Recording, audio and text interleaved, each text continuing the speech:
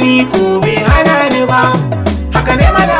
Gero ya hana da watsewa mu ko bai hana mu ba.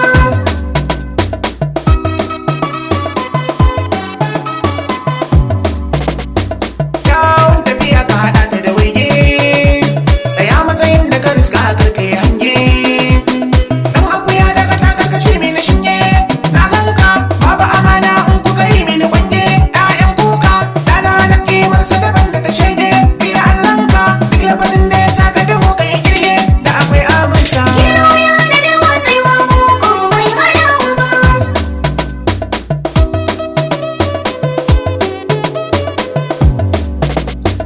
Aure ba shakka rigar 'yanci ce, amarya damke mijinki da kyau a fakaice.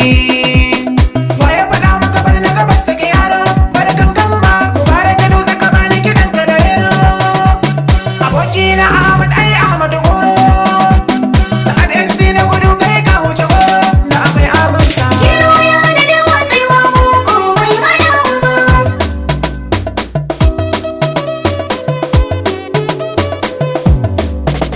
Guzuri jarin tafiya ne da kintace, shukar da kayo za ka yi girba a takaice. Balalo wakar 'yan mata kwai na ja gefe, kun ta gidan ku kuyo da mara 'yan mata.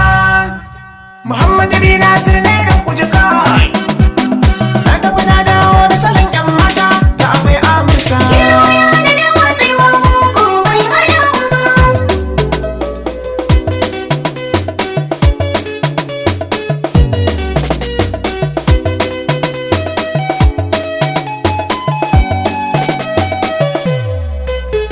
Sana'a goma maganin mai gasa, salati goma gun rasulillahi, diraka goma goma gagara gasa, duka sarki goma zamani gomansa, wakilin zuciya kwa baki shi ke yanka wuya. Ai duk nisan dare gari zai waye, ni ba na raina ɗan adam ko waye. Amarya kul da binziga ta kawaye, wa zai iya yin tawakkalin tsuntsaye.